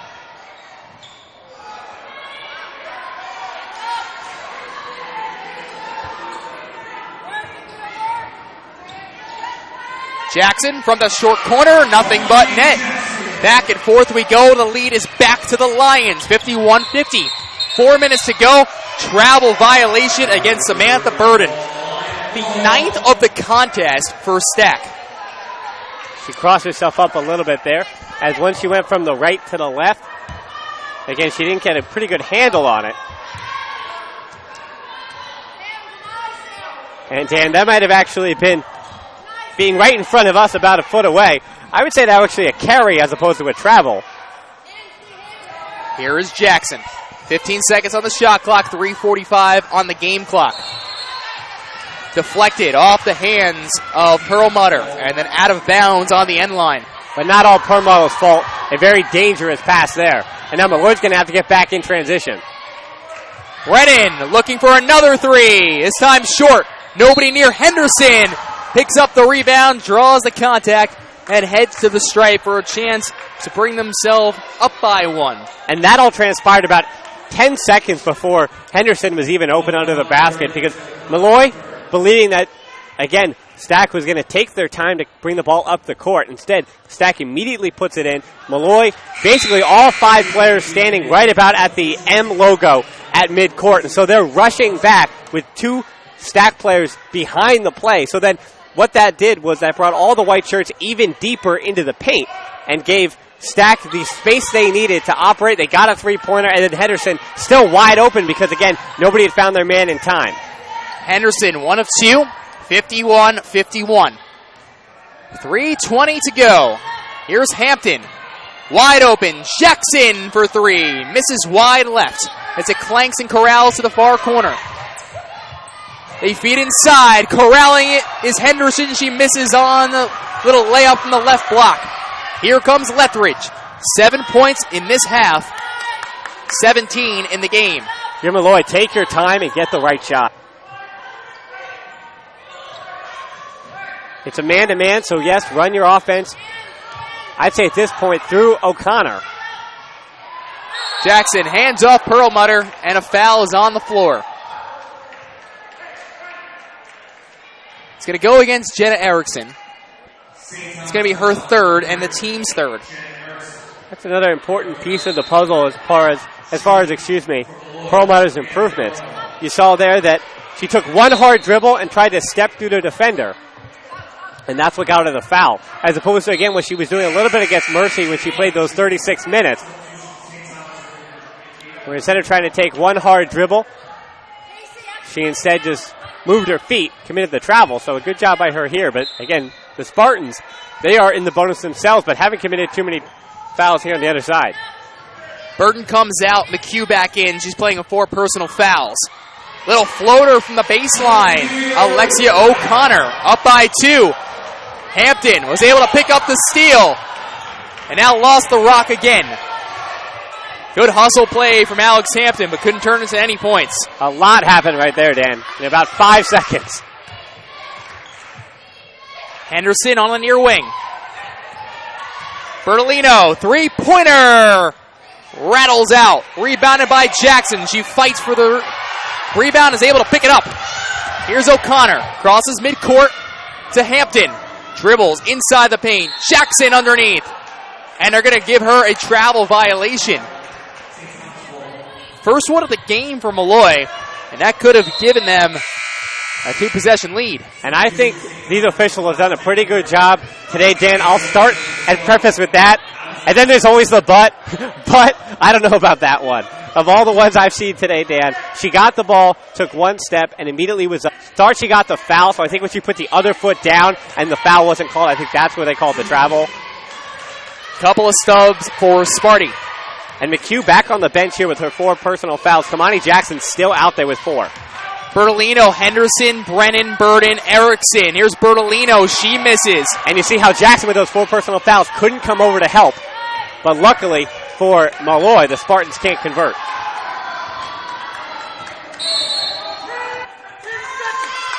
Ten-second violation against Molloy as Hampton was unaware of the time that was on the clock. Good job by Jenna Erickson, able to be all over her. So a big turnover here, 95 seconds remaining. And Stac has a chance to either tie or take the lead on this possession. Bertolino, top of the key. Kicks out, Burden for the lead. Comes up short. Henderson picks up the rebound. Draws the contact and will head to the stripe. Well, you were right, Dan, coming into this one. Molloy has a lot of trouble with taller post players, both offensively and defensively. Perlmutter that time just not getting the inside positioning on Henderson. Henderson getting the proper inside positioning. And that makes it her 4th offensive rebound. 4 of the 5 she has. 1-point game as Henderson hits the first. Bertolino will come out. McHugh back in for, again, defensive purposes. A chance to tie the score. The Lions Den gives her a little bit of an airball chant in the back, but it was nothing but net for Henderson. She'll head over to the bench, tied up at 53, and Joe Pelican's going to call a timeout with 1:18 on the clock. 30-second timeout. We'll keep it right here. Dan Savarino, Dan Hilton here with you, and boy, oh boy, what a game we have had between these two teams. Lethbridge leads everyone with 17 points. Burden, McHugh, and Henderson all have 11. Shooting percentage, both teams have shot fairly well. Stac at 41%. Stac at 40%, and at 41% is Molloy. But the turnover number, that has been the biggest number who really stands out. But both teams have been turning over the basketball, Dan. You look at the turnovers as of right now in the game. 24 by Molloy, 16 by St. Thomas Aquinas. And guess what? 9 of those coming via travel for Stac. Well, not only that, but for the Molloy, actually, they've done a better job in this half. Only 7 turnovers in this half. They had 17 in that first half of action. And so for this game, we'll say the first half, too many turnovers. Second half, too many unnecessary fouls. So remember, Hampton is on the court right now coming out of that timeout, as is Jackson. Both of them playing with 4. McHugh playing with 4 as well. So whichever player, again, can take the contact, go at their defender. Molloy, however, here with 1:18, could take the lead here. 53-53, 1:15 to go. Hampton, O'Connor, Jackson, Lethridge, and Perlmutter. Sokolsky is going to be charged with a first foul, trying to reach in. So it'll be her second, team's fourth. Again, one away from the bonus for the last 6:46. That's where Stac's been in the bonus. And so they did have some foul to give. They did have some room to be aggressive on the inbound pass. Sokolsky, McHugh, Erickson, Brennan. But it doesn't matter as Kimani Jackson takes the lead. Burton was the other one who I didn't get a chance to mention. And now a timeout's going to be called by St. Thomas Aquinas by 2. And this offensive-defensive substitution, Henderson and Bertolino are going to check back into the contest with 51.6 on the clock. One timeout remaining for Molloy, 4 available for St. Thomas Aquinas. So what a game we've had between these two teams. Again, so important in the standings that we've mentioned from the pregame show all the way throughout this contest. As Stac 13-6 overall, 6-5 in ACC. Good enough for 5th place, where Molloy 4-7 currently sits below that top 6 mark at 7th place again at 4-7. So 55-53. If you're St. Thomas Aquinas right now, Dan, again, there's still plenty of time. You have your timeouts. You have 3 remaining. How important is this possession to pick up points, or do you rush a shot early knowing you can have a chance to go 2 for 1? No, I think you get the right look no matter when that comes. If you have to wait for that look to tie it up or make the 3, then do that. But again, if there's something early that opens up quickly, like again, they're going to look for Erickson and put the ball right in her hands. So if she sees something now, take it. Erickson just 2 of 8 shooting. The team's leading scorer. Here's Bertolino, drives straight to the rack. She misses. No foul called.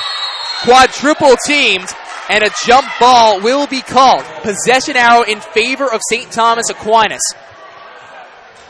And this has been a tough day at the office for Jackson.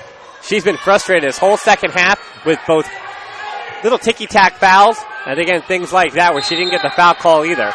But 9-second differential. Experience and playing with a lot of composure here. Out on McHugh. McHugh, the mid-block. Bounces out. Here's Bertolino. Takes a screen up high. Drives inside. And now McHugh. 22nd on the shot clock. Bertolino to the foul line. Straight to the basket. Comes up short. Henderson is fouled when pulling down the rebounds. She has a chance to tie the score with 20.7 on the clock. Another offensive rebound. And again, Perlmutter, that's something she's going to have to learn, how to get that inside positioning. Henderson just working harder. That's her 5th offensive rebound of her rebounds as she's corralled in. 3 of 4 today at the free throw line. And they're down by just 1. Again, both teams will end up being in the bonus. No foul to give for the Spartans, whether she misses or makes. Tied up at 55. Timeout will be called with 20.7 on the clock. 2 timeouts remaining for St. Thomas Aquinas, just 1 for Molloy, as we're all tied up at 55 apiece. Good battle between these two teams, and we can't say it enough. It's been from start to finish. Molloy's led as much as 7, Stac up as much as 3. And Dan, if you're Molloy, again, after going with a short bench against Mercy on Wednesday, I don't think you want to go into extra time here. Of course, you want to finish the job in regulation. Again, you have to look at poor Grady, even though she, again, has been out of the lineup in this 4th quarter as Alex Hamilton's been playing with those 4 personal fouls. But again, with Alexia O'Connor as well, playing huge minutes. Again, all 40 on Wednesday and then playing major minutes here. Perlmutter as well, career high in minutes on Wednesday, and now, again, pushing towards around 25 minutes for her as well. Make that 27 to be exact. So then, again, another big day, minutes-wise, for Perlmutter. Hampton, Perlmutter, O'Connor, Jackson, Lethridge. Erickson, Sokolsky, McHugh, Burden, and Henderson. From left to right, here comes Molloy, tied up at 55. Again, shot clock is turned off. Alex Hampton dribbles left side, kicks out Kimani Jackson. Pulls back, long two-pointer, knocks it down. 8.3 on the clock, 57-55. Molloy is ahead. And Dan, you don't like to use the word deserved, as in a player deserves something to happen, but if there was one player today for Molloy who deserves to have made that shot again in a big moment, it's Kimani Jackson. As again, she's been frustrated today with turnovers, with missed opportunities, again, being frustrated with different things here or there. Again, having not played on Wednesday with the team rule violation, having sat her suspension that day, now coming back in on this Saturday. Again, mentally, it was a difficult day to begin with, and I think it was always going to be a difficult day for Kimani Jackson. But again, to have the struggles she's had, she's been pretty good from the field, 62% from the field, now 17 points, and none bigger than that one right there. Tying for the game high, 17 points. Again, shooting 61% from the field. Had a good look from about 17 feet and was able to hit nothing but net, up by 2. So one last chance here for St. Thomas Aquinas with 8.3 on the clock. Again, they are in the bonus. And I think, yeah, that's what I was about to say, Dan. For the Spartans, I think you're going to want to try to get to the free throw line. Possession arrow is in favor of Molloy. They'll inbound right in front of us here at press row. Burden, Henderson, Erickson, McHugh, Bertolino. O'Connor, Perlmutter, Hampton, Jackson, and Lethbridge, the 5 for Molloy. The chant is defense, defense here in the Lions' Den. Burden looks to try and inbound in a double team. O'Connor picks up the basketball. She'll be fouled underneath the basket with a chance to ice this game. And a good job. What they did there defensively, Molloy did, they funneled Erickson into this short corner here on the near side. And so Erickson was basically cut out of the play as, again, the length of Lethbridge made it almost impossible. And what they did was O'Connor, who was on Bertolino on the far sideline, Dan, they brought her over and bringing a double team into the post, helping Perlmutter on Henderson. So Henderson unable to get possession, being double teamed in the post, and then O'Connor was there for the steal. 1 of 2 today at the free throw line. So she'll have to make both to basically seal the deal, as just 1 of 2. McHugh has fouled out, which gives this pretty much free timeout to both teams. And Dan, this is something that, again, any game you watch, anybody absolutely hates this rule. And actually waiting here to see what the official call would be.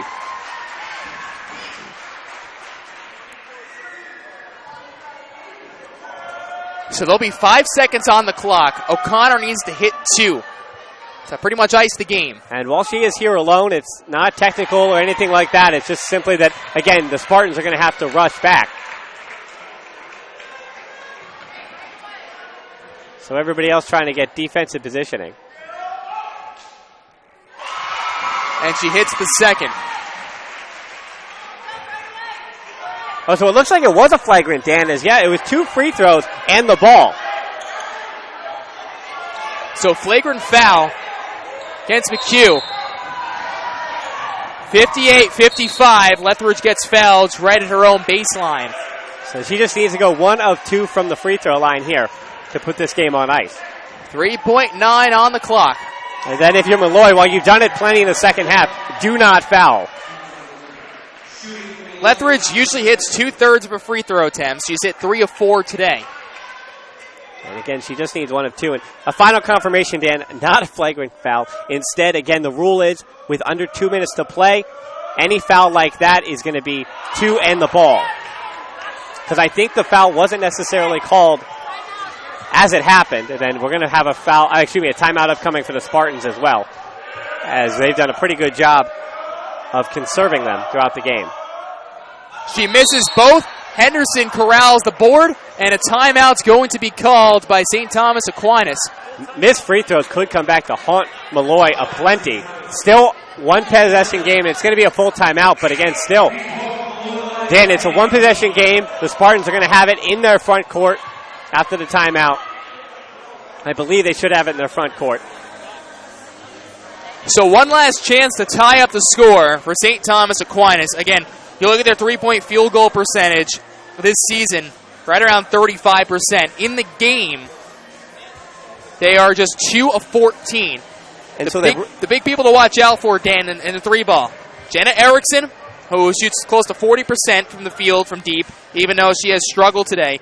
Brennan, who already has a couple of three-pointers today at 35%. Brennan and Chelsea Murphy actually just stepping into the contest now. And Chelsea Murphy, be my next person, Chelsea Murphy, who also is someone who shoots at 30% from deep and has been able to hit three-pointers in the past. She was 2 of 3 in the first meeting between these two teams. So those are the themes you have to watch out for on the three ball. With 3.5 on the clock, still plenty of time to be able to dribble over, pull back, and take a three-point attempt and tie up this score. 58-55. Again, possession arrow is still in favor of Molloy. Both teams are in the bonus. And with 3.5, Dan, you have about enough time to inbound, take maybe 1 or 2 dribbles, and get that shot up. So Murphy's probably going to look to Brennan or Erickson, who's going to swing around here. Bertolino, straight away, an NBA range 3 to tie. She misses. Molloy wins 58-55. And now move to 5-7 in the East Coast Conference and split the season series with St. Thomas Aquinas. Well, Dan, it was a must-win for Molloy, and while it was not very pretty, again, we talk about turnovers, we talk about ticky-tack fouls. Again, it wasn't pretty, but Molloy got the W, and at the end of the day, that's what the coaching staff needed, wanted, and he'll have to be happy with the effort from his players. So 6-14 overall now, 5-7 in the East Coast Conference. Molloy wins by 3. We'll be right back to talk about it in the post-game show presented by Holiday Inn Express of Rockville Center, Lynbrook, here on the Molloy Lions Sports Network. Casey's Kitchen and Cocktails is a proud sponsor of Molloy Athletics. Casey's is open 7 days a week for dinner with plenty of salads, sandwiches, and entrees to choose from. Casey's is also open for lunch Thursday through Sunday and for Sunday brunch. On the go, takeout is available, plus on-site and off-premise catering to suit all of your catering needs. And now through October, Casey's Rooftop Bar, Rooftop 32, is open for dining. Plus, you can receive a 10% discount with a Lions Land Card. All at Casey's Kitchen and Cocktails, 23 North Park Avenue in Rockville Center.